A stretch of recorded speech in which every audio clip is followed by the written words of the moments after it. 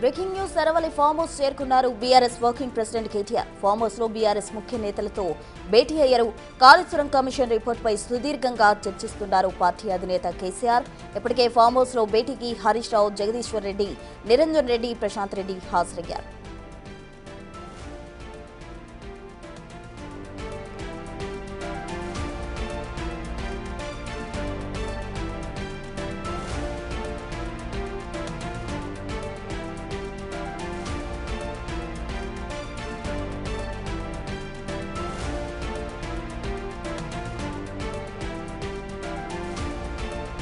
Kaleshwaram commission రిపోర్టుకు సంబంధించి Erravelli farm house లో కేసీఆర్ భేటీ నిర్వహించినట్టు తెలుస్తోంది. దీనికి సంబంధించి తాజా అప్డేట్స్ మా ప్రతినిధి దుర్గారెడ్డి అందిస్తారు. దుర్గారెడ్డి.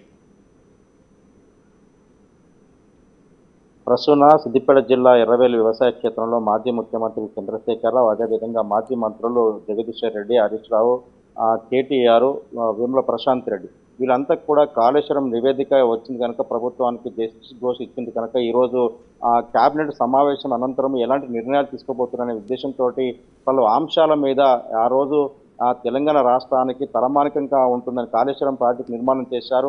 అందులో లోతుపాట్లు ఏం జరుగుతున్నాయి, ప్రభుత్వానికి ఏ విధంగా నివేదిక ఇచ్చారు, ప్రభుత్వం ఏ నిర్ణయం తీసుకోబోతుంది, దీన్ని బట్టి ముందుకెళ్లాలని ఒక బీఆర్ఎస్ పార్టీ యొక్క పలు కీలక నిర్ణయాలు పలు అంశాలపై చర్చించినట్లు తెలుస్తుంది.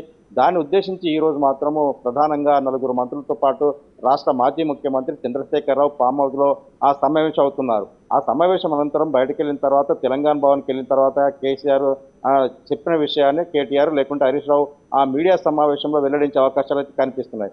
ప్రధానంగా రాష్ట్రం క్యాబినెట్లో ఎలాంటి నిర్ణయం తీసుకుంటే ఒకవేళ లీగల్గా వెళ్ళాలనుకుంటే ఎట్లా వెళ్ళాలి ముందుకు, లేకుంటే దాని సారాంశాలు ప్రధాన అంశాలు ఏమేమి ఉన్నాయి, నిజంగా తెలంగాణ ఒకప్పుడు నిధులు నియామకాల కోసమే రాష్ట్రం పోరాడి తెచ్చుకున్నాం. ఆ తర్వాత రాష్ట్రంలో దేశంలో అంటే అత్యంత తొందరగా నిర్మాణం అయింది. కొన్ని లోతుపాట్లు జరగవచ్చు, వాటిని క్లియర్ చేయాల్సిన అవసరం ఉంటుంది ఈ రాష్ట్ర ప్రభుత్వం అని చెప్పి కూడా కేసీఆర్ కూడా గతంలో ఎప్పుడైతే జస్టిస్ ఘోష్ కమిషన్ నివేదిక పిలిచినప్పుడు అక్కడికి వెళ్ళి ఆ సారాంశాన్ని ఉద్దేశించి కూడా వాళ్ళు మాట్లాడినట్టు తెలిసింది. ఆ తర్వాత కూడా ఈ రోజు లోపల కేసీఆర్ పాములో మాత్రం 4 మంత్రులతో పాటు వాళ్ళు చర్చించిన విషయాలు కూడా మరి కాసేపట్లో బయటకు వెల్లడిస్తారా, లేకుంటే రాష్ట్రంలో తీసుకున్న నిర్ణయాల బట్టి ఒకవేళ వెనక్కి ముందు అంటే వాళ్ళు తర్వాత ఏం నిర్ణయాలు తీసుకోబోతున్నారు, దాన్ని బట్టి ఏ విధంగా ముందుకెళ్లాలని కొంత సుదీర్ఘంగా అయితే చర్చ జరిగినట్లు తెలుస్తుంది.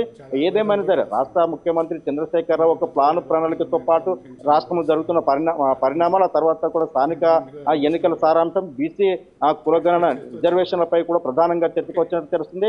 ఆగస్టు 8న కరీంనగర్ జరిగే సభకు కూడా ఇక జన సమీకరణ ఏ విధంగా ఉండబోతుంది, తెలంగాణ రాష్ట్రం రాకముందు జరిగిన పరిణామాలు ఏంటి, వచ్చిన తర్వాత జరిగిన అభివృద్ధి డెవలప్మెంట్ పై కూడా చర్చించి ప్రజలకు వివరించాలని కూడా కొంత ప్రణాళిక సిద్ధం చేసుకున్నట్లయితే తెలుస్తుంది. Prasuna. Right, thank you Durga Reddy.